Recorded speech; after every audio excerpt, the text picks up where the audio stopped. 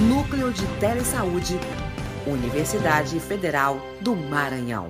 Dando parabéns, professora Larissa, pela excelente aula, né? Foi bem didática e trouxe mesmo questões muito pertinentes para serem discutidas, né? Na nossa vivência diária, né? Na nossa prática ali dentro das unidades básicas de saúde, né? Antes de passar, então, para a mediação, né, para as nossas discussões e ver também as perguntas que estão no chat, nós estamos com participação de vários estados aqui do Brasil, né? A gente tem, então, participantes do Maranhão, Rio Grande do Sul, Piauí, Tocantins, Rondônia e Paraíba, em várias cidades, São Luís, Teresina, João Pessoa, Porto Velho, Marajá do Sena, tudo aqui no Maranhão, Santa Maria, Rio Grande do Sul, Santo Antônio do Lopes, Maranhão, Santa Rosa, Rio Grande do Sul, Grajaú, Maranhão. Então, a gente tem, né, vários espectadores aqui, professora Larissa, que vieram lhe prestigiar e aprender um pouco mais, então, sobre, né, o manejo da hipertensão na APS.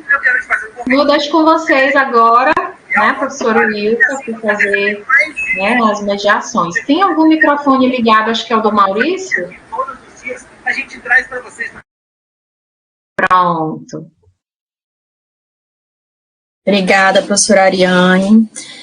Larissa, parabéns, né? Foi bem didático, bem objetivo. Acho que quem está assistindo e está na prática precisa dessa objetividade, né?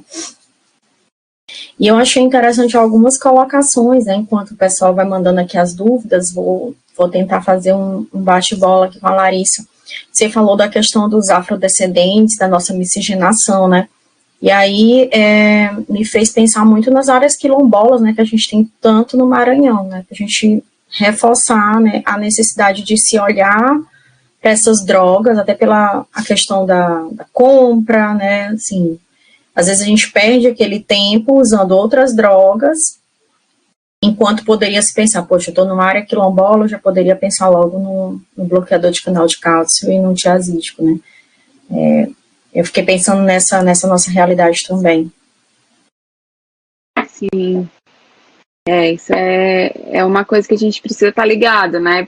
Sobretudo as pessoas que estão aí, né? Na verdade, isso é muito comum na nossa prática, né? Não precisa ser nem ali estar assistindo a região, né? Mas a gente pode se deparar com paciente em qualquer local no Maranhão, enfim. E aí, de fato, as melhores escolhas seriam essas duas, né, hidrocloro.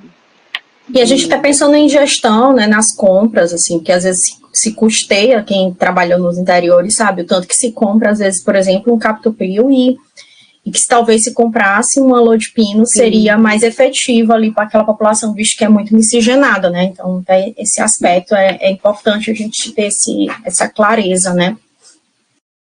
E aí você falou também da questão do beta-bloqueador, né? O que é que tu achas que ficou? Por que se usou tanto beta-bloqueador, sendo que sabe-se que é pouco, a longo prazo tem, né? Não muda o desfecho, né? Talvez por questão de ser uma das primeiras drogas a serem descobertas e talvez ou talvez uma das mais disponíveis na nossa rede, né? Talvez isso, assim, a prática acabou sendo, né, só mantida. E aí cabe o que eu queria até ponderar da tua última consideração, a gente precisa conhecer melhor nossa população, né? Então a gente conhece como? Estudando, fazendo ciência, aplicando, né, questionários, através de artigos científicos, a gente consegue entender ali. A gente é uma ferramenta de uma população adscrita, né? Então, nós temos ali em torno de 3.500 pacientes usuários da nossa UBS. Então, nós precisamos ter essa intuitividade de estudar, entender. Aquela população ali, de fato, ela tem muita hipertensão, qual é o perfil deles, estudar mesmo, né, fazer artigos para entender o que e demandar isso para a gestão, para gerar ali, né, as medicações certas que a gente precisa naquela população específica. Eu vivi um caso parecido na residência, que foi o caso dos antibióticos voltados para a infecção urinária. Então, a gente fez o estudo, a gente conseguiu detectar qual era o melhor perfil a medicação que tinha mais resistência bacteriana. Então, através de estudos, a gente consegue mudar nossas práticas de políticas públicas, né? Então, fica aqui a provocação para o pessoal. Exatamente. E aí, tu trouxeste uma coisa interessante também, que é, assim, eu preciso saber quem é a minha população, né? E aí, voltando para a nossa população, principalmente o pessoal que está no interior, a gente tem em São Luís também, mas no interior às vezes é mais prevalente, é analfabetismo, né? Analfabetismo, alguma deficiência, por exemplo, visual, que a pessoa... E aí, eu acho interessante também a gente abordar, assim, como eu vou trabalhar com essa população, né? Porque a gente sabe que... tem até alguns professores da época da minha residência que ele falava assim, a primeira, a segunda, a terceira e a quarta causa de hipertensão secundária ainda é a não adesão. Então, ele falava assim, sempre a gente fala assim, é 5%, mas esse 5% é de fato muito pouco. A maioria é resistente, mas é resistente porque não usa o remédio direito, ou não está na dose adequada. Então, para aderir, né, o fato de ser analfabeto dificulta também. Então, eu acho que é importante também a gente trocar uma ideia sobre isso, né, assim, da tua experiência com o público que tu já atendeu, o que é que vocês faziam. Sim, isso fala muito do vínculo que a gente acaba tendo, né, a oportunidade que a gente tem de entender como é que aquele ser funciona, a capacidade que ele tem de compreender o que a gente está falando. E aí... no analfabeto, a gente usar estratégias mais lúdicas, né, de botar ali fazer caixinhas, né, de o medicamento da manhã, botar um sol, fazer mesmo uma coisa bem lúdica mesmo, para que ele possa entender e se empoderar daquela estratégia mesmo, assim. E a gente, enquanto médico, pode contar também com outros profissionais da equipe para ajudar nisso, né? A gente também tem a estratégia da visita domiciliar, a gente consegue monitorar como é que está essa adesão terapêutica, como que estão os hábitos alimentares, né, também. Então, é nosso papel estar ali intervindo nisso. Eu acho que trouxe uma coisa bem legal, Larissa, assim, eu gosto muito dessa parte também da medicina de família, da gente trabalhar muito em equipe. E as meninas e meninos da enfermagem, né, e quando você tem farmacêutico clínico também, eles ajudam muito nessa coisa da adesão medicamentosa, né, e dos hábitos, né. Quando ele vai lá e constrói formas mais fáceis dele acessar aquela medicação, né. Eu lembro que a gente trabalhava muito, já desde antes da residência, com isso, com esse aspecto de eu chegar numa casa, olhar aquele monte de remédios parecidos, o paciente confundir. Então, às vezes, a gente usava mesmo de potinhos diferentes, pintado, como tu falaste, botava sol, e aí fazia escrito de uma forma grande, com um solzinho, com a cor do potinho, e colocava ali na geladeira, ou mesmo quando não tinha geladeira, em algum lugar visível, atrás da porta, contanto que ela olhasse aquele papel e fosse fácil dela associar, gerando também autonomia, né? Porque às vezes a gente tem aquele paciente que fica dependendo de alguém que lê para vir dar um remédio para ele. Então, além do risco, né? Tem duas perguntas aqui também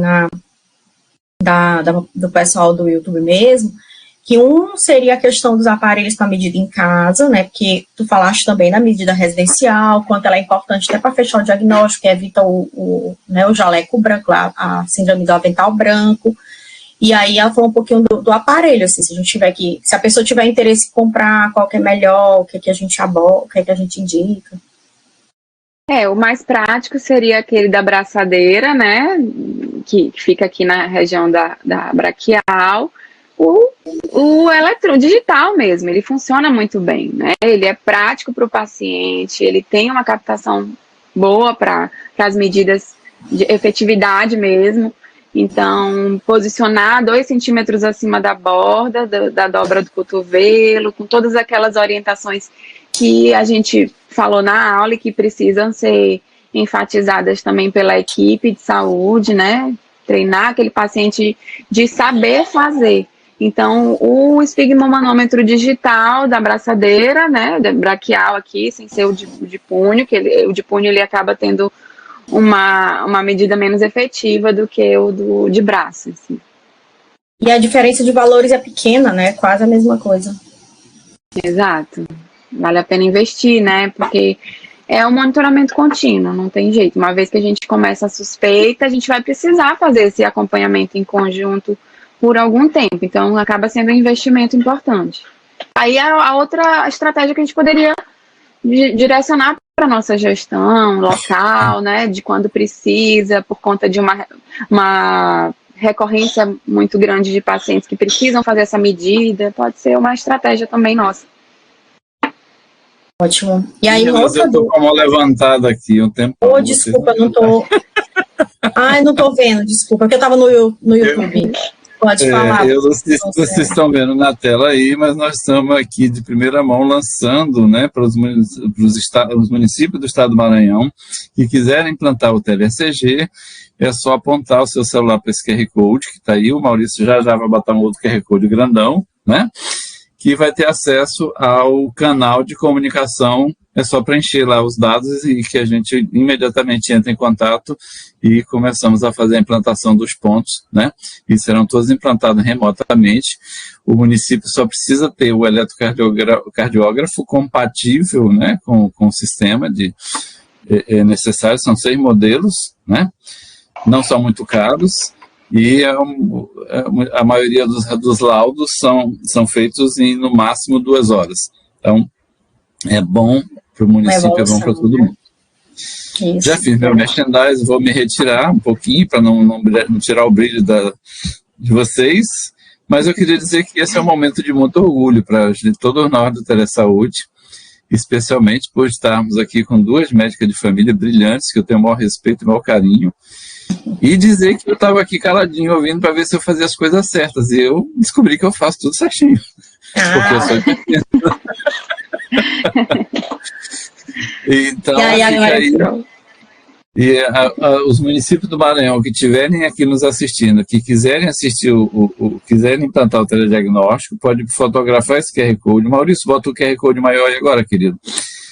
E aí depois, então, vocês passem para os gestores de vocês. Na hora que clicar aí, que apontar, já cai na central de atendimento nossos e a gente já tem a pessoa que vai responder, vai entrar em contato e vai fazer tudo que for necessário para fazer a implantação. Beijo para todos. Daqui a pouco eu volto para perturbar mais um pouquinho. Tchau. Volte sempre, a casa é sua, né? O professor Serra trouxe uma coisa, falando do TeleCG, que eu acho que ele também facilita muito, né? Muito município não consegue ter esse laudo a tempo. A gente também falar disso. E alguém também comentou aqui no YouTube sobre a questão de ser silenciosa, né? Eu acho importante a gente reforçar que ela é um fator, a hipertensão ela é um fator de risco para outras doenças. E daí, eu queria que Clarice falasse um pouquinho, assim, o que a gente vai, quais são os exames e com que frequência a gente tem que pedir para ver se já tem uma lesão, né? Para ver se tem uma lesão ali de órgão-alvo, né, Larissa? Aproveita esse ensejo aqui do TeleCG. A gente vai, de fato, avaliar anualmente o paciente que está mostrando uma compensação dos valores pressóricos, né? O paciente compensado, o paciente que está ali contigo, fazendo uma avaliação anual, pressão direitinho, a gente vai fazer os exames laboratoriais que eu falei, né? Glicemia, avaliar lipidograma, o EAS, a microalbuminúria, o eletrocardiograma, que agora a gente vai contar com esse recurso que é ótimo, né, o potássio, e aí, estando tudo compensado, frequência anual, né? Quando o paciente mostra uma descompensação, aí a gente precisa individualizar, não existe, assim, uma regra, né? 6 em 6 meses, como no diabetes, às vezes a gente até consegue, mas no paciente que está descompensado, geralmente volta em 1 mês para a gente rever, faz as medidas novamente, e propõe uma nova interação medicamentosa, né, para ver ali se pode uma terapia dupla de antipertensivo, dar ênfase na mudança de estilo de vida. Então, a regularidade, basicamente, não existe algo engessado, né, na nossa prática. A tua outra pergunta, qual foi, Wilka, sobre... Não, era sobre os exames, né? Que a gente estava conversando. Sim. Aí os exames na suspeita de alguma doença associada, doença cardiovascular, doença isquêmica, uma doença que cursa ali com uma sobrecarga de ventrículo, né? Na ausculta a gente está vendo ali uma ausculta alterada, e a gente vai contar com outros exames específicos para aquela pesquisa, né? Já não seria um rastreio, já seria um diagnóstico de doença cardiovascular associada à hipertensão, que pode ser o ecocardiograma, pode ser o teste ergométrico, o Holter, até medidas mais intervencionistas como o cateterismo, para avaliar se existe alguma obstrução ali de coronária, enfim. Ótimo. E aí a gente também tem uma pergunta sobre a busca ativa, Larissa, já que a gente está tão perto da população, né? Temos nossos ACS, temos, né, enfermagem, como é que foi tua experiência com a busca ativa? Como eu falei, né? Nós somos médicos da comunidade, então estar lá dentro, fazendo visita domiciliar, ação coletiva, é um momento de extrema oportunidade para captar pessoas que geralmente não vão ao UBS. E é isso, isso que eu tinha me perguntado, eu tinha esquecido aqui, é uma doença silenciosa, né? A gente às vezes não tem sinais, né? Que tá ali com valor pressórico alterado. E aí, além da busca dentro da comunidade, através das ações estratégicas e programáticas coletivas, da visita, da atenção domiciliar. Eu vou visitar a Dona Mariazinha, que ela é acamada, mas ela tem o irmão, o seu José, ela tem o filho, então a gente vai fazer uma assistência domiciliar completa ali, né, para de repente captar alguma doença silenciosa, né, afinal são todos adscritos na minha área de responsabilidade, então preciso avaliar e oportunamente nas demandas dentro da UBS sempre fazer a aferição de pressão arterial, deixar esse fluxo bem organizado na equipe e além de fazer a aferição, fazer o registro adequado no prontuário, né? Quão é importante a gente estar diante de um paciente que a gente está na suspeita de uma hipertensão arterial, que a gente tem 3 medidas aferidas nos últimos 3 anos, né? Onde a gente consegue ver ali, não era assim a pressão arterial dele. Então, sim, olhar retrospectivamente, na longitudinalidade que a gente consegue ter, que existe de fato uma alteração agora, nos traz muito subsídio teórico e prático para propor medidas em tempo oportuno. Eu gosto muito dessa temática da busca ativa da hipertensão, porque ia ser o meu tema do mestrado, que era organizar a assistência, né, e a detecção, né, a busca ativa de hipertenso. E aí eu reforço muito nas atividades de educação, né, até mesmo no Saúde na Escola, é a necessidade da gente fazer uma medida de todo adulto, depois dos 18, uma vez por ano, né, reforçando sempre isso, gente, pelo menos uma vez ao ano, faça uma medida, contanto que não esperem ficar doente, né, para fazer a medida, então ofertar esse tipo de serviço, né, então é uma ação relativamente simples, né, você ir lá e medir a pressão adequadamente, e você consegue ali detectar uma primeira suspeita, e aí pede para repetir, então você já consegue de alguma forma detectar de forma precoce, antes que ele apareça já com lesão de órgão, né, essa hipertensão por muitos anos maltratada. E aí, reforço também a ideia de hoje cada vez mais jovens estarem com hipertensão, né, por conta da obesidade, por conta dos hábitos de vida do sedentarismo. Então, esse é um outro ponto que a gente tem que lembrar, que eu falei até do Saúde na Escola, né, a gente precisa lembrar dos adolescentes, né, a gente tem adolescente que já tem corpo, peso, braço de adulto, então, sim, era para a gente reforçar essa ideia também. Exato. E é importante também a gente enfatizar que existem instrumentos de aferição adaptados para várias pessoas, né? O obeso, a gente tem que dispor desse recurso na nossa equipe, a gente tem que ter a abraçadeira de obeso para poder adaptar, a gente tem que ter a abraçadeira também de criança, né? Porque a gente está tendo aí um boom de obesidade infantil, que aumenta o risco cardiovascular, fator de risco, hipertensão. Então, teríamos que também adaptar nossa atenção a outros públicos, né? que a gente, de fato, atende de 0 a 100 mais. Isso é uma discussão bem interessante, Larissa, porque às vezes você pega um idoso, mas que tem um bracinho ali fininho, tu tem que ter uma braçadeira de criança, né? Sim. Ou então tu pega um obeso, se tu vai medir ele com uma braçadeira normal, ele sempre vai parecer hipertenso. Então, se tu tá fazendo uma medida com a braçadeira errada, a chance de também ser um falso positivo ou um falso negativo é alta. Então, a gente está fazendo também erro de diagnóstico. É uma outra coisa que eu acho que eu sinto bastante falta, é a gente ter esses instrumentos com braçadeiras diferentes. Geralmente a gente tem por compra individual, né, como pessoa. A nossa e maletinha. Não como serviços. Isso é uma coisa que a gente precisa, enquanto profissional, questionar mesmo o serviço. É uma coisa básica, né. Ter uma paciente que ela ia, na época da residência, ela ia para o posto fazer um procedimento odontológico e medir a pressão. Quando media a pressão, estava sempre alta. E aí pedi para ela passar em consulta, já que já era a terceira vez que ela ia e estava alta, e o pessoal achava que era medo. Só que quando o meu tutor olhou assim, ele falou, olha qual a braçadeira que estão medindo. Aí a gente foi medir com a braçadeira de obeso, porque a gente tinha. Quando a gente mediu, a pressão dela estava normal. Então, na verdade, era por erro, né? Por não ter a braçadeira correta. Aí eu falei para ela, a próxima vez que alguém chegar e for medir teu braço com uma braçadeira normal, com esse tamanho aqui, tu vai dizer, olha, vai dar alta, porque tem que ser com a de obeso e tal. Aí a gente até deu um pouco de autonomia para ela nesse sentido, né? Deu a informação para ela poder, porque senão toda vez iam dizer isso para ela. A Érica tá falando aqui no chat também sobre duas coisas interessantes, que é a entrevista motivacional e sobre a possibilidade de você resgatar no ESUS, né, no prontuário eletrônico, os pacientes que estão há muito tempo sem vir, né? Isso é interessante também, Larissa. Se quiser comentar um pouquinho. A gente, aí fica aquela questão de combate, de não gostar do Previne Brasil, né? Na verdade, o Previne Brasil é o quê? Nossos indicadores, nossas métricas, as coisas que a gente precisa monitorar no coletivo. Então, o registro do ESUS, ela é muito importante. Tanto na atenção individual, como eu falei, de ver aquele paciente que está sob suspeita e a gente compreender que não é um valor normal dele, né, natural, basal dele, que está agora se mostrando alto, como fazer uma busca ativa baseada nas pessoas que já tiveram registros acima do normal.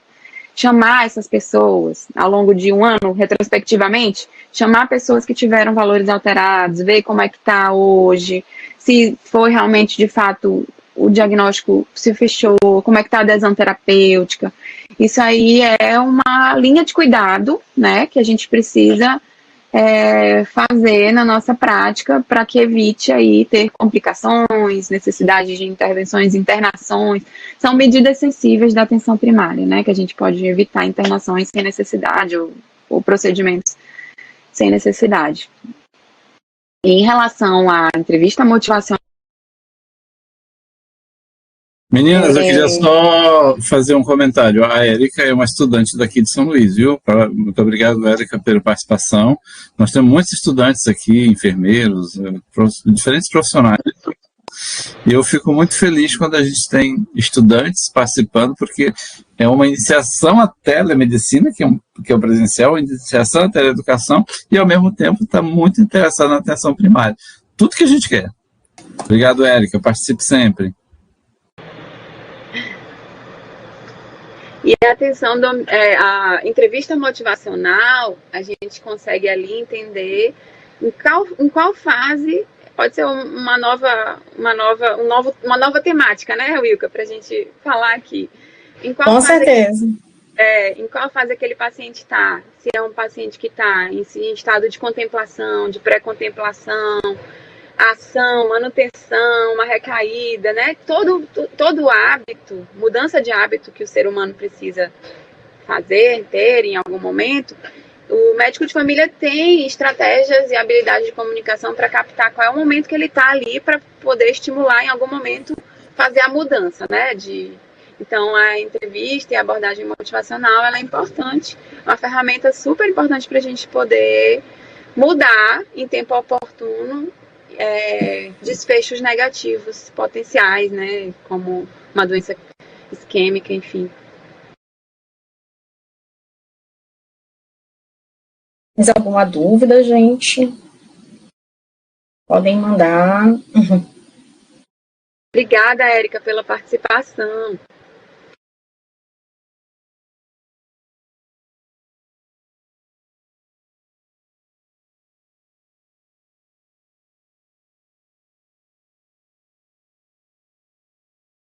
Acho que teve também aqui, Wilka, que eu estou vendo. Deixa eu ver, tô olhando. A gente já falou, buscativa que pode ser através de uma pesquisa de prontuário no ESUS. Hoje em dia, a estratégia seria esse ESUS perpassar por todas as atenções, né? Primária, secundária, terciária. É a gente entender que o nosso pacientezinho ali, o seu José, ele teve uma ida à UPA por uma pressão arterial alterada e fazer a buscativa. A ideia era que a gente conseguisse já ter a integração desse sistema de informação em todas as esferas de cuidado, né? E a gente um dia vai alcançar isso, se Deus quiser. O Ageu está falando aqui sobre a questão do risco cardiovascular, né? Porque se você tem associação com outro adoecimento, ela já evolui o risco dessa hipertensão, né? Ele está falando aqui, e isso também faz diferença na escolha do antihipertensivo, né? Sim, como a gente falou lá na aula, né? Pacientes que têm alguma doença já pré-estabelecida, a gente vai optar por a medicação que pode ser mais promissora, por exemplo, doença renal crônica, fazer um nefroprotetor como o IECA ou o BRA, né? E aí, todo paciente que a gente diagnostica, a gente precisa pesquisar órgão-alvo. Tanto no exame, isso começa desde o exame físico, né? E segue para os exames complementares. Não somente o eco que vai identificar, né? O Doppler de carótidas, mas para pegar lá no paciente, fazer mesmo aquela semiologia básica que a gente aprendeu na faculdade, né? Independente de qual especialidade a gente está, mas a gente consegue entender o que a gente precisa pesquisar ali. E aí, os órgãos-alvos, a gente enfatiza a questão do rim, né, do miocárdio, as alterações cerebrovasculares, e como a gente conversou há alguns dias, né, Wilka, o paciente ficou faltando, o paciente que é hipertenso, ele vai precisar também avaliar a fundoscopia, né, avaliar a retina, e o que convenciona-se 5 anos após o diagnóstico, né? Entretanto, isso é rastreio. Se a gente perceber que existe uma necessidade de ir em tempo, enviar também para o oftalmo. Isso é uma coisa que a gente poderia ter mais na nossa atenção primária, né? Assim, sim, fazer lá a escalinha de Snellen, botar lá bem legal para poder já fazer um rastreamento a grosso modo, assim, como é que está a acuidade visual daquele paciente. A gente é mais difícil, né, a fundoscopia dentro da residência, a gente vê pouco, né, tem residência que consegue ver mais a fundoscopia, e às vezes é sutil, né, essa alteração, então termina que se a gente tivesse ambulatório só para fundoscopia, e eu até explico às vezes quando eu estou com os alunos, é assim, gente, se vocês forem pedir avaliação, você tem que colocar, encaminha um oftalmologista para avaliação de fundo de olho em hipertenso, ou em diabético, ou avaliação, porque senão ele vai olhar, achar que é só refração, né, pode acontecer isso, fazer o Snellen, mandar de volta e passar o óculos, mas não, tu tem que dizer, paciente hipertenso há tanto tempo, né, precisando de avaliação oftalmológica, que aí ele vai olhar tudo, ele vai olhar desde a pressão ocular, vai olhar o fundo, ver, porque quanto mais cedo a gente consegue descobrir, melhor é o tratamento, né, o controle dessa retinopatia. Exato. Meninas, só mais uma intervençãozinha. Sempre que eu senti necessidade de vender o nosso peixe, afinal de contas, o nosso peixe tem que ser muito bem vendido para que a gente possa prestar uma melhor qualificação dos profissionais da atenção primária, né? O Ageu, ele é de Marajá do Sena. O Ageu, olha, fica a dica aí, copie esse QR Code, converse com o seu gestor. É um município de difícil acesso, a gente faz a instalação do TeleCG toda por webconferência, e só para que vocês fiquem mais felizes ainda, nós já estamos nas tratativas para começarmos a implantar a teleretinografia no estado do Maranhão pelo Telesaúde. Maravilha!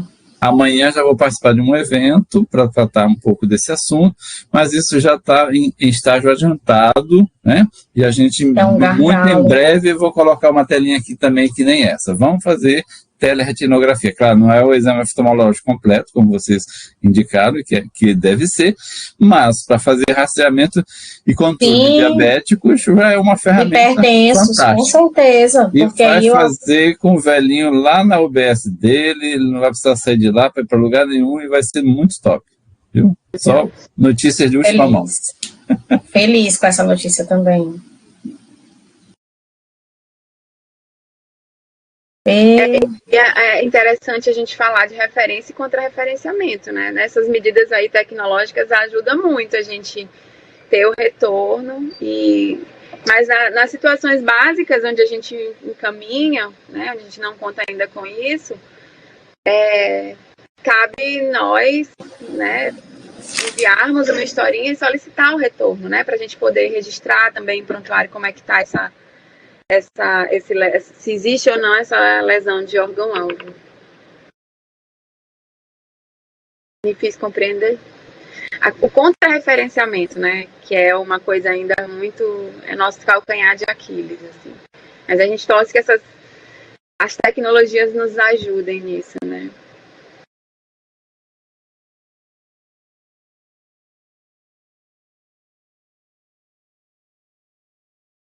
Geralmente o médico de família, ele tem lá no WhatsApp dele uma lista de especialistas focais para fazer uma consultoria, né, pessoal ali. Bem comum.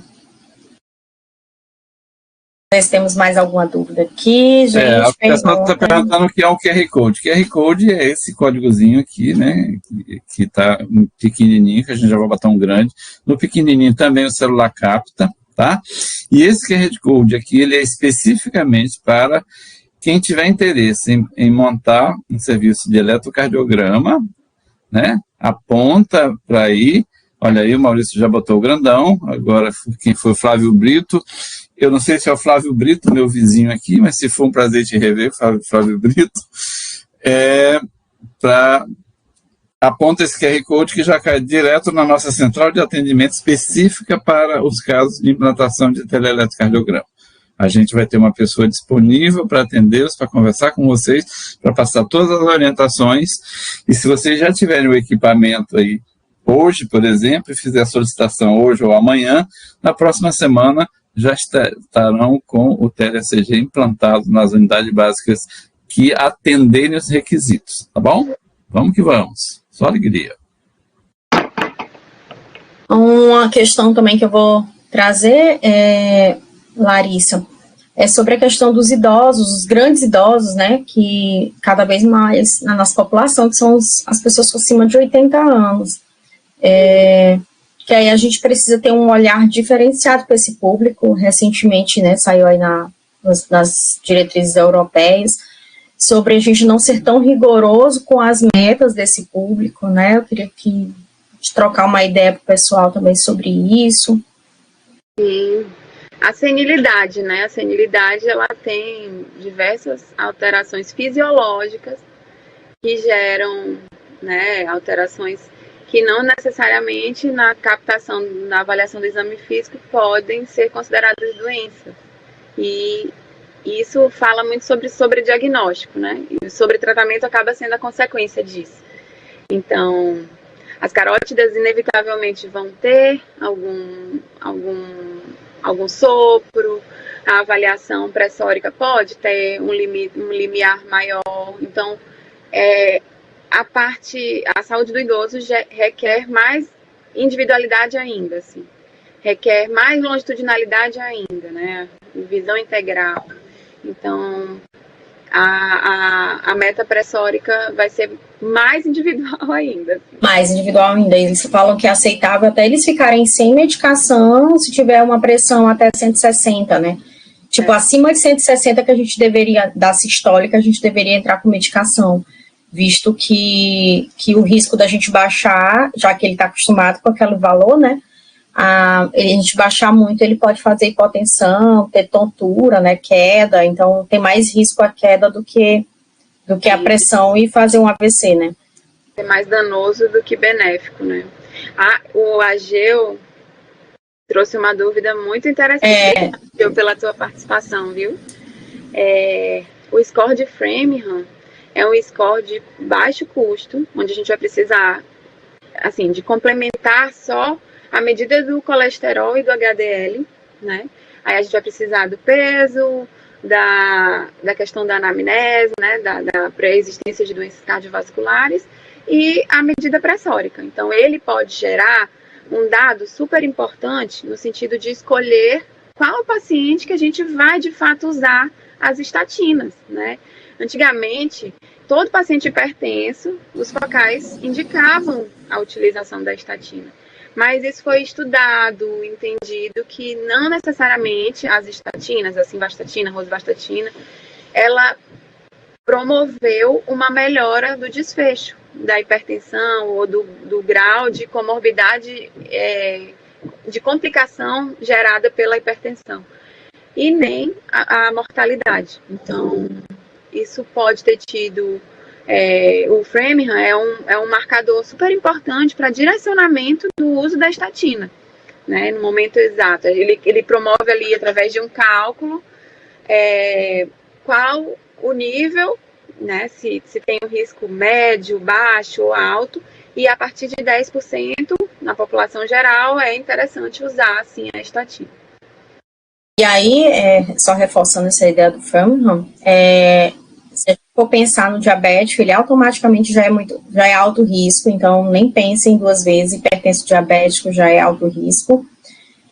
E o grande idoso é uma outra questão também, né? A gente vai ter que individualizar, como a gente estava falando, pessoas acima de 80 anos, por conta da expectativa de vida, porque o Framingham vai dizer para a gente se ele tem mais de 10% de risco de ter um AVC, um infarto nos próximos 10 anos. Então, se a pessoa já tem 80, a expectativa de vida dele é quanto, né? É um idoso rígido, é um idoso já frágil. Então, a gente tem que pesar custo-benefício, porque também as drogas têm efeito adverso, né? Aí, em particular, já que a gente falou recentemente dos grandes idosos, então a gente tem que pensar nesses pontos, né? E temos na nossa rede, sim, muitos idosos, né? Os 100 mais ou 85 mais também presentes. Perfeito. Que não dá para a gente manejar igual a gente maneja muito jovem.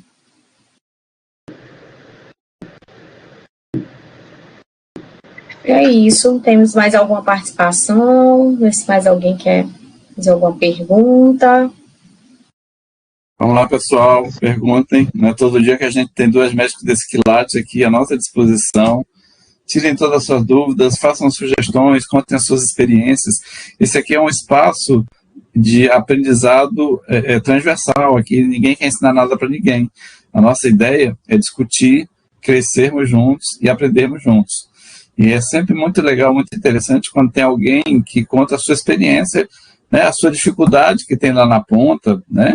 Por exemplo, esse score de Framingham, não sei nem falar direito, eu não conheço, mas fiquei assustado, porque eu sou hipertenso e diabético. Vou começar a correr atrás dele. Enfim, então vamos lá, gente. Não fiquem inibidos, postem as dúvidas de vocês, mesmo no YouTube, ela vai chegar aqui para as professoras poderem comentar, tá? E a troca de experiência é muito interessante. A gente trouxe aqui um pouquinho também da nossa experiência com a atenção primária, mas é isso, é só porque a gente está há mais tempo, mas tem gente que já viveu muita coisa, né? Então, acho que a ideia é a gente trocar. Eu fiz isso e deu certo. A gente estava falando de adesão, por exemplo, é muito da troca mesmo.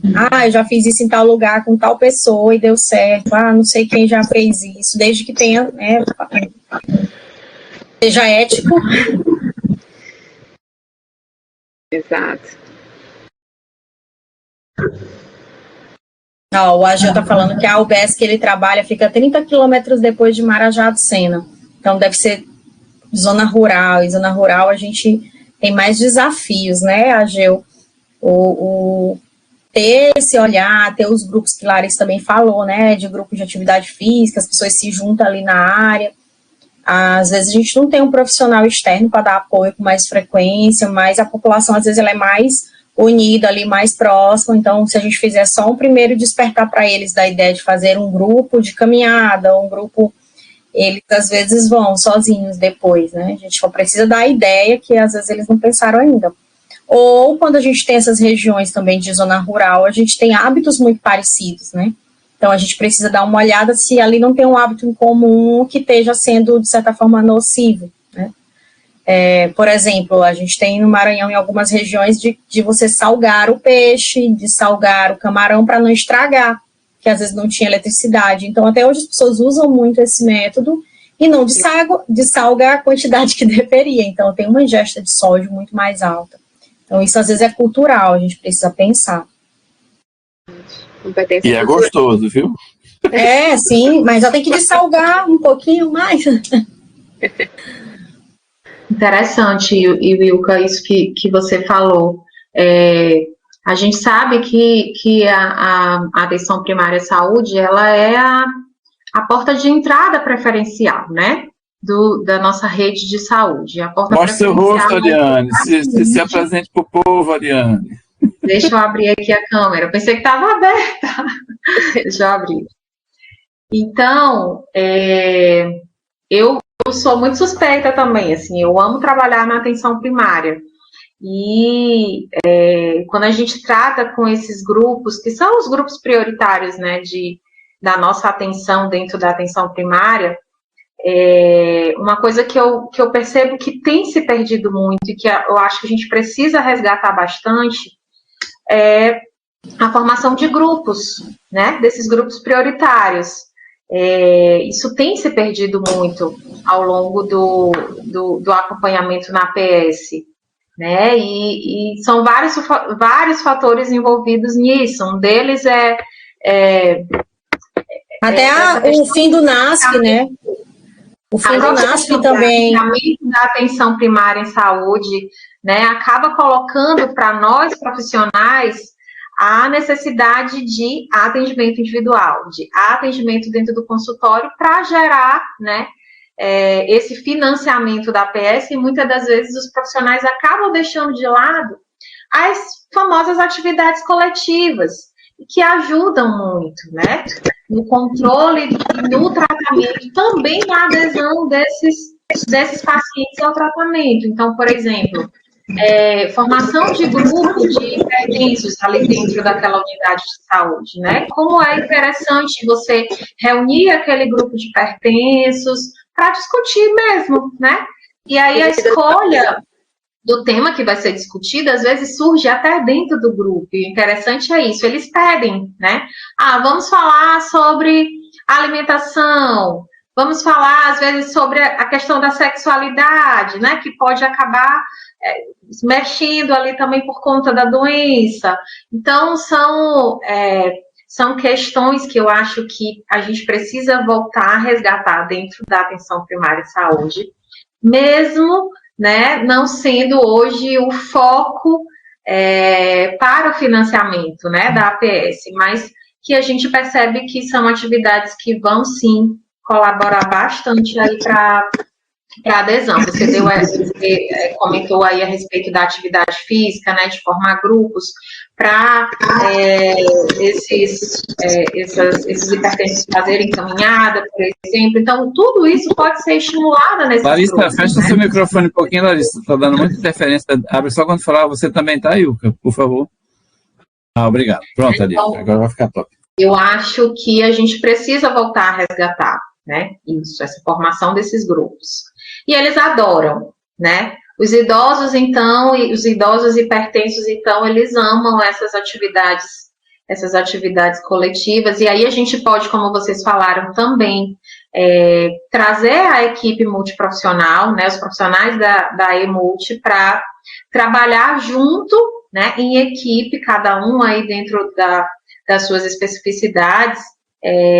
Claro que cada um tem suas competências específicas, mas também tem competências comuns que precisam ser abordadas aí também, né? Então, trazer o nutricionista, trazer o educador físico, o serviço social, a psicologia, né? Além a odonto também, além dos profissionais que são da equipe básica, né? O médico, o enfermeiro, o técnico, o agente comunitário de saúde, que é fundamental também, né?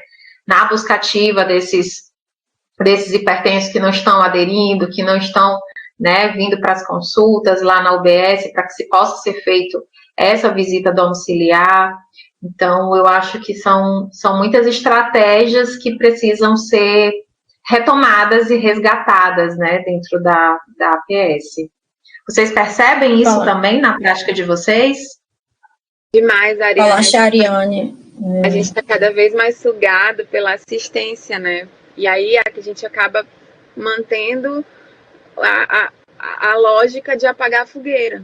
Então, a gente está ali tratando doenças, tratando sintomas, e esquece de sair daquele modelo ali centrado na consulta e ver como é que está aquela pessoa fora, dentro do seu contexto de vida, né? Que os grupos coletivos ou uma ação na comunidade pode, de forma promissora, trazer dados importantes para a gente entender como é que essas pessoas se alimentam, como o Wilka falou, como é que está aquela comunidade, né? A gente atua, às vezes, em áreas de vulnerabilidade, então, saneamento básico, coisas básicas que a gente, saindo ali daquele atendimento individual, muda muito a chave do que a gente pode fazer, né? Então, é isso, a gente tem que entregar indicadores, mas a gente também tem indicadores coletivos, né, que a gente pode usar a nosso favor. Atenção domiciliar, a ação programática, o PSE, né, então não pode ser esquecido, de forma alguma, porque senão a gente vai esquecer muito da promoção e da prevenção, né.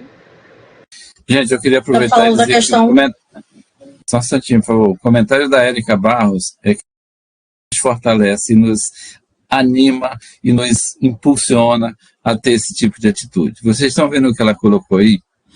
Que maravilha, uma aula com médicas de família e comunidade, uma perspectiva muito diferente. Bom, para mim a gente está no caminho certo. A gente precisa fazer com que médicos de família vão para as UBS e façam o papel que vocês fazem, né? E que quanto mais tiverem, menos vocês vão ficar presos às fazendas que vocês acabaram de comentar, não tem tempo de ir fazer as ações coletivas e acaba perdendo um pouco do encantamento e de estimular as atividades que são de fato necessárias. Estamos no rumo certo, menina, vamos que tá linda essa web hoje, eu estou muito feliz. Então, eu ia falar dessa questão alimentar que a gente estava falando, né? Porque na consulta individual, às vezes a gente perde tempo, né? Falando ali de nutrição, de não sei o quê. Aí o paciente tá assim, poxa, já escutei isso milhões de vezes. E às vezes quando ele vai para um grupo que é o vizinho que conta assim, pô, mas eu fiz assim, olha, não era para eu comer isso, mas olha, sabe como é que eu tô fazendo? Então, assim, é como se fosse de igual para igual ali, conversando. Então, às vezes tem muito mais impacto. A gente vê muito também com alimentação de criança, né? Quando você está na introdução alimentar, que é uma trocando a experiência de como que já fez, e aí a gente profissional ali é só para mediar, para não sair nenhuma loucura, assim, né? Para sair alguma informação, mas ali a gente traz o conhecimento popular do que é possível e dentro das limitações, né? Do que é viável.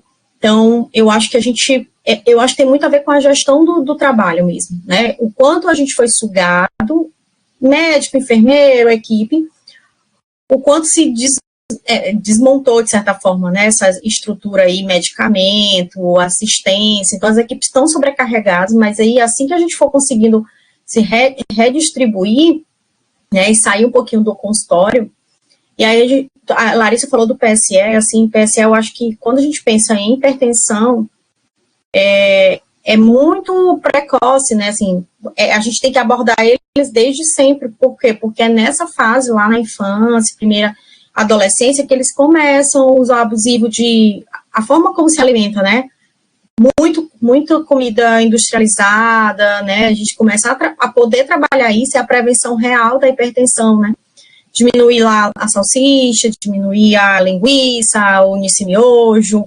Então, são coisas que a gente brinca com os pacientes dentro do consultório, mas que você tem uma coisa coletiva trabalhando isso, o impacto é muito menor, porque não é um que vai, porque às vezes tu consegue fazer na tua casa, mas os outros, teus vizinhos todos não fazem. Aí teu filho vai conviver com o filho do vizinho, pronto, desanda, porque todo mundo daqui a pouco o estrago tá geral. Então, são coisas que a gente precisa mudar muito mais coletivamente. Então, se a gente não for, papel de formiguinha, mas tem que ser nessas atividades coletivas que tem mais impacto.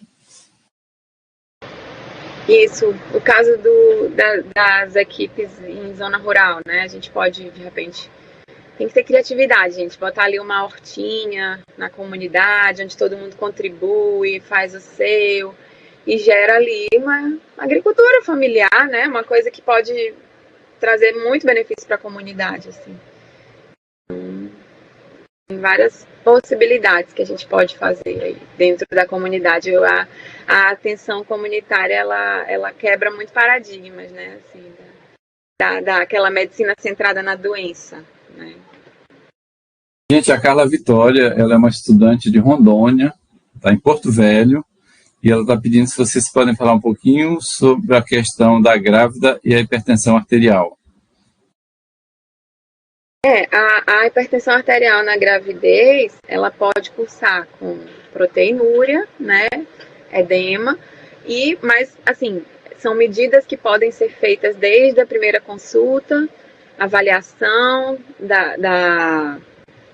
de como que está aquele bem-estar na gestação, os exames de rastreamento durante o pré-natal para acompanhamento do leito, né, daquela vascularização que vem da artéria uterina até a artéria cerebral do bebê, através das medidas do Doppler.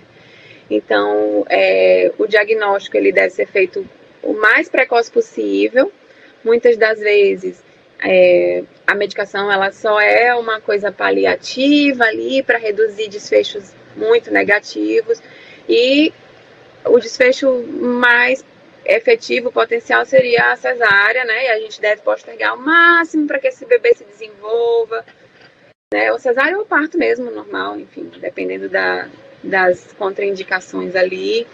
Mas é uma coisa muito comum na nossa prática, né? A eclâmpsia, pré-eclâmpsia, eclâmpsia quando já tem ali uma repercussão neurológica, e a medida de cuidado deve ser oportuna, e muitas das vezes o referenciamento para emergência precisa ser feito. Então, avaliar a pressão arterial, que é a mesma do adulto geral, né? Fazer as medidas residenciais também podem ser indicadas na gestante. A medicação de escolha, muitas das vezes que a gente tem disponível, é a metildopa, né? Na dose de 250 a 2 gramas. E aí o acompanhamento longitudinal faz importante, configura uma situação de alto risco, vai precisar do encaminhamento para o obstetra para acompanhamento em conjunto, né? Não é só o obstetra, o médico de família também e o enfermeiro de família. E avaliar essa gestante com exames complementares que demandam a necessidade também, além do exame físico. Pode ser um tema mais para frente que a gente possa abordar, né, Ariane? Isso, a hipertensão na gestante tem suas especificidades, né, Larissa? Então, poderia ser, sim, um tema de uma outra web, né, para a gente abordar isso de forma, né, bem mais específica, porque a gente acaba também recebendo, né, gestantes já com hipertensão prévia, né, a gravidez, e aquelas que acabam adquirindo aí ao longo da gravidez mesmo, geralmente associada à obesidade, né? Mas a gente pode sim, vamos programar aí essa próxima web para falar mais especificamente sobre a hipertensão na gestação, né? O Ageu está falando aqui que é muito difícil acompanhar 128 hipertensos sem o apoio do agente comunitário de saúde. E ele tem toda a razão, né? O agente comunitário de saúde é o nosso braço, é a nossa perna, é tudo, né, da equipe de saúde dentro da APS, né? Ele tem um papel fundamental no acompanhamento. São os nossos olhos, nossos ouvidos lá dentro da comunidade, né, para que a gente possa, dentro da UBS, conseguir, né, fazer o acompanhamento aí desses nossos, no caso, né, dos nossos hipertensos. Você tem razão, Agil. A gente precisa valorizar muito esses profissionais, né, que são fundamentais aí para a atuação na atenção primária em saúde. Eu quero lançar uma pergunta aqui para vocês, meninas, porque o AGU, quando ele coloca que é difícil acompanhar 128 hectares, realmente 128 hectares é muita terra, muito grande. Não é hectares. São hipertensos. É hipertenso? Mas ele é zona rural, acho que ele estava falando de hectare. Eu ia perguntar se é um 20 hectares por agente ou se que nem de família, que a gente sabe que são no máximo 1.100 famílias, né, para cada agente. Não, são 128 hipertensos. Provavelmente que tem eu estava achando que, como ele falou que era da zona rural, eu achei que ele acompanhava 128 hectares. Foi mal, desculpem. Não tem condição de ser 128 hectares. Já pensou? Até uma questão que tu falou, né? Os agentes comunitários, eles têm que estar muito próximos da gente. Então, cabe outra estratégia que a gente precisa contar, que é a nossa reunião de equipe. É na reunião de equipe que a gente faz as ações, os planejamentos de atenção domiciliar, os planejamentos de atenção comunitária, é onde a gente recicla, né? A gente tem a ficha A, que é o registro das famílias, entender ali quais as maiores vulnerabilidades, quantos hipertensos tem na comunidade. Então, a gente precisa fazer uma educação continuada. Todo mundo precisa aprender, né? O médico, o enfermeiro, o agente comunitário. A gente discutir em equipe, falar sobre como foi a visita domiciliar da Dona Maria, que a Ruth, a CS, tinha agendado, que foi importante e tal. Isso traz um feedback importante para o agente, no sentido de o que ele tem que buscar para aquele médico olhar, que ele tem que resolver na comunidade. Então, essa conversa da reunião de equipe, ela alinha muito os fluxos internos também, né? E é um espaço que a gente tem que ter, né? Perfeito, Larissa, bem lembrado. Né? A gente usar essa estratégia de fazer as reuniões, né, com a equipe e usá-las também como estratégia de educação permanente, né, como você falou. É uma oportunidade rica de trabalhar essas situações que geram mais dúvidas dentro da equipe, né? Os agentes de saúde, eles sempre trazem, né, dúvidas que é do paciente. Às vezes o paciente, durante a visita domiciliar, o agente de saúde recebe uma dúvida, né, ou um paciente faz uma pergunta que ele não sabe responder, e ele traz essa demanda para a gente nas reuniões. Então, essas situações, elas são muito corriqueiras, e a gente precisa usar esses momentos para fortalecer na educação permanente aí dessa equipe, porque isso vai melhorar também na assistência, né, com certeza. Excelente. Tem mais alguma pergunta, pessoal? No chat não tem mais nenhuma. Eu estou muito feliz, né, com a discussão que a gente conseguiu promover aqui.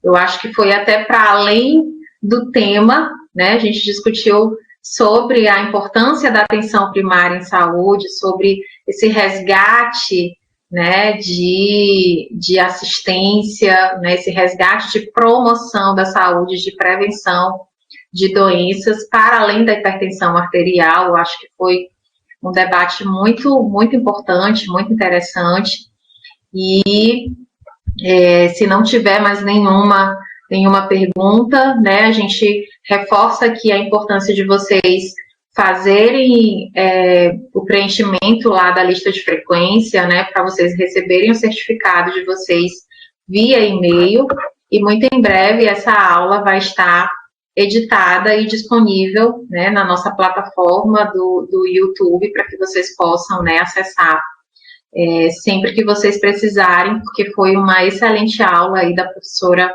Larissa, tá bom? Eu vou chamar o professor Humberto para saber se ele quer trazer mais alguma novidade, né? Ele está só trazendo os spoilers aqui para gente. Tem mais algum, chefe? Diga aí. Eu realmente estou muito encantado, muito maravilhado. Eu fiz questão de estar, né, nessa web. Cancelei uma reunião que eu teria, a minha molecada falava: "Você não vai entrar, professor?" Eu digo: "Não vou, estou ocupado." Porque eu tinha certeza que ia ser brilhante, eu tinha certeza que ia ser uma coisa muito palatável, muito agradável, né, como de fato foi. E também é hora e o momento da gente agradecer muito as pessoas que estão distantes, que estão aqui perto, que estão no Maranhão, que estão em Rondônia. Rondônia sempre foi nosso parceiro, sempre tivemos gente de Rondônia, sempre tivemos gente do Rio Grande do Sul, de São Paulo, né? E eles ainda não sabem que voltamos, porque a gente voltou tem um mês, ainda não deu tempo de se fazer uma campanha bacana de divulgação, até porque nós estamos com muitas coisas, né, Ari, para poder retornar. A gente parou por 3 anos, foi uma catástrofe. Esses 3 anos implicaram que a gente ficou com nossos sistemas um tanto quanto obsoletos, porque as linguagens foram evoluindo e o sistema parou no tempo. E agora não funciona, porque não conecta com o outro que é mais moderno. E estamos com uma equipe gigantesca trabalhando para atualizar a Sofia, o SGAT, está conseguindo aos trancos e barrancos, mas já consigo pelo menos acompanhar em tempo real ali. É bom, depois eu te passo essas dicas aqui quando tu fores orientar, porque eu acho muito legal a gente saber com quem a gente está conversando, né? E se a Érica de fato for médica, talvez ela tenha que atualizar, porque ela se cadastrou aqui como estudante. Eu não sei se é a mesma. Se for você, Érica, você pode voltar lá e alterar sua profissão de estudante para médica, que aí eu não vou cometer a gafe de lhe chamar de estudante, né? Enfim, estar de volta nesse cenário é algo assim que não tem preço.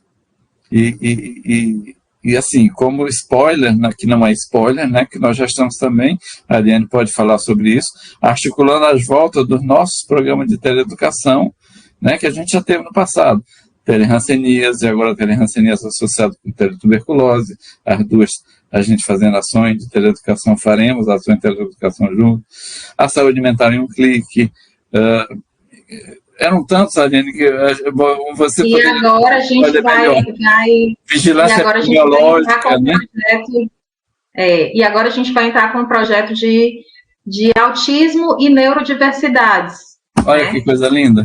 Voltados para os profissionais da atenção primária, né? Já que é um tema que cada vez mais, né, Larissa, você que atua na APS, a gente tem recebido muitas crianças, né, com autismos e com vários outros problemas, né, desse espectro, né, de neurodiversidades. Então, a gente precisa também capacitar e educar esses profissionais da melhor forma, né, de atendimento, de acompanhamento, para que minimamente essas crianças elas tenham um direcionamento correto, né, porque eles ficam vagando por aí. Então, essa é a nossa ideia. Assim, né? Nesse recomeço, gente, a gente acabou que não teve aqueles dias fixos que a gente tinha, né? Eu já conversei com a Ariane que a gente precisa retomar, né? Isso. Tipo assim, a última terça-feira do mês é autismo, a segunda terça-feira do mês é hanseníase, aí a terceira a gente costuma trabalhar de segunda a quinta. E sexta-feira, normalmente, a gente não trabalhava por conta de que sexta-feira a maioria das pessoas já saíram do interior, já foram embora, e aí a gente acaba perdendo muito público por conta disso, né? Vocês sabem disso, vocês trabalham lá, sabem que é assim. E por que a gente não evita de colocar de manhã? Porque de manhã a pessoa está no pique da atividade.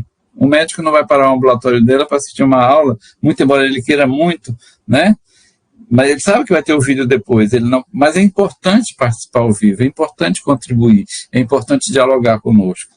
Então a gente está reformulando isso, esses horários, esse calendário está aos poucos se encaixando e logo vai estar publicado no site. Nosso site está sendo reformulado, por favor, ele está um pouquinho, como é que eu vou dizer, um pouquinho xoxo, né? Mas já tem uma pessoa profissional trabalhando no design para fazer com que ele fique lindo, intuitivo, maravilhoso, que as pessoas não tenham dificuldade de achar nada, está ficando espetacular. Eu sou empolgado, você sabe disso, que eu exagero poucas vezes, né? Mas a maioria do que eu digo é verdade. Talvez um pouquinho mais exagerado, mas é verdade. Mas o site está sendo reformulado, todos os nossos sistemas estão sendo refatorados. A Sofia, aplicativo, hoje o menino me mostrou, o desenvolvedor que está fazendo, está a coisa mais linda do mundo, sabe?